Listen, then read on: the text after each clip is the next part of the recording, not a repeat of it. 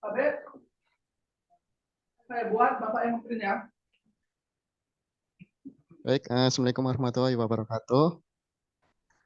Di sini saya akan memaparkan hasil penelitian yang sudah kita lakukan dengan judul Peningkatan Algoritma J48 untuk klasifikasi hasil prestasi mahasiswa selama proses pembelajaran secara daring menggunakan CFS dan ADAPOS. Di sini untuk anggota kelompok kita yang pertama saya ketuai sendiri ya, jadi saya di sini sebagai ketua, kemudian anggota Bapak Randy dan Bapak Robianto.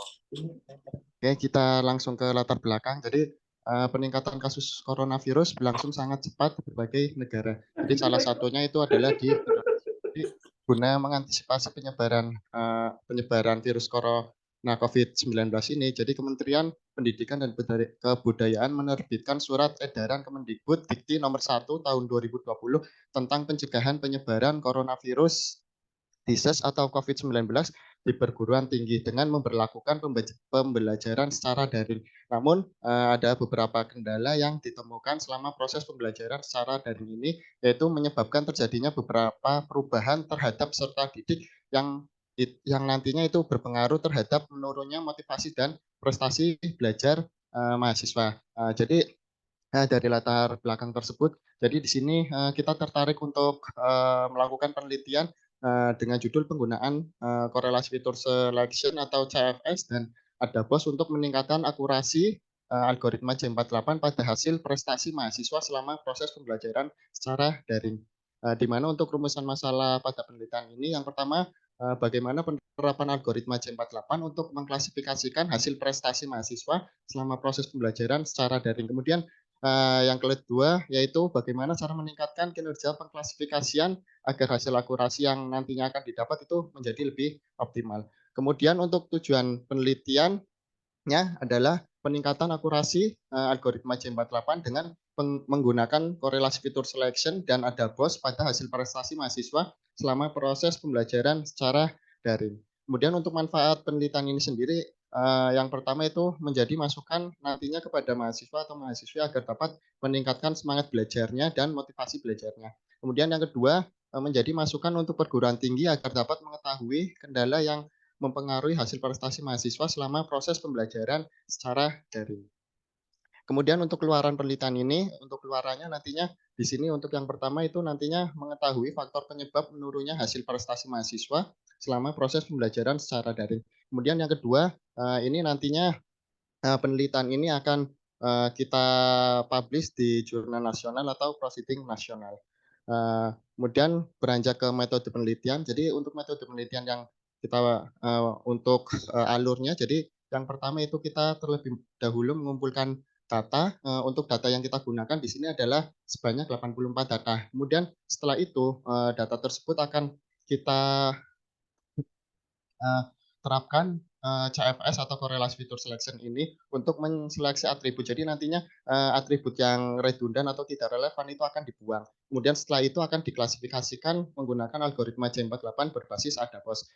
Untuk eksperimen dan pengujian kita menggunakan tools BK. Kemudian untuk hasilnya nanti kita lihat dari confusion metricnya, dari mulai akurasi, kemudian recall sama precision.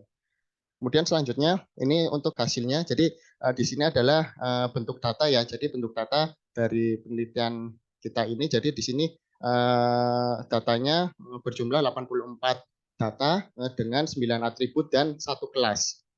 Setelah itu kita data tersebut kita terapkan korelasi fitur selection. Jadi di tahap awal kita lakukan dulu CFS ini. Jadi untuk proses ini kita menggunakan bantuan juga dengan tools SPSS. Jadi mencari korelasi antara kelas dengan atribut dan atribut dengan atribut. Di sini sudah didapatkan setelah diproses CFS ini kita dapatkan hasil merit tertinggi. Jadi hasil merit tertinggi ini nanti akan kita pakai untuk proses klasifikasi. Jadi di sini untuk atribut yang terpilih adalah atribut 7, atribut 6, atribut 5, atribut 1 dan atribut 9 dan atribut 3. Nah, untuk pembuktian apakah dengan tools korelasi tools SPSS ini benar, kita juga buktikan dengan menggunakan WK, eksperimenkan dengan WK. Jadi di sini yang tadinya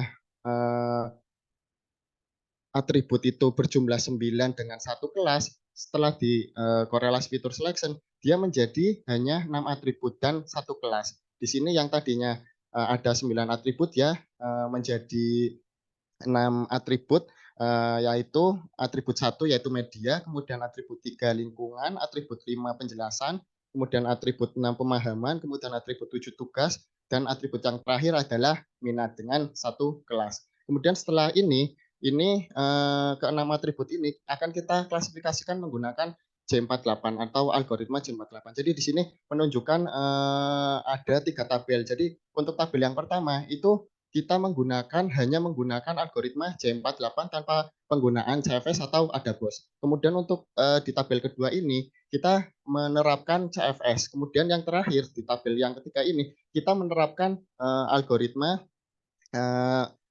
menerapkan metode CFS dan ADABOS, di mana untuk hanya menggunakan algoritma J48 hasil akurasi yang didapat hanya 92,85%. Kemudian setelah diterapkan metode korelasi fitur selection untuk hasil akurasi yang didapat dia naik menjadi 93,11%. Dan yang terakhir setelah diterapkan korelasi fitur selection dengan ADABOS dia naik menjadi 96%. Nah, di sini bisa dilihat untuk grafik perbandingannya. Jadi di sini hanya menggunakan J48 dia hanya mendapat akurasi 92,85%, kemudian ditambah menggunakan CFS dia menjadi 93,11, dan ini yang metode yang kita pakai. Jadi CFS dengan ditambahkan juga ada BOS, jadi hasil akurasi yang didapat dia mencapai 96,42%. Jadi untuk kesimpulan dari penelitian ini, jadi penerapan metode yang kita pakai. Jadi ini membuktikan bahwa ditambahkannya metode CFS dan ADABOS itu bisa mengoptimalkan algoritma J48. Jadi yang tadinya 92,84% menjadi 96,42%. Baik, ini kemudian untuk publikasi ya. Jadi untuk penelitian kita ini sudah dipublikasi di INISTA, sudah terindeks Sinta 4. Baik, terima kasih. Saya kembalikan ke Bu Ica, Bu.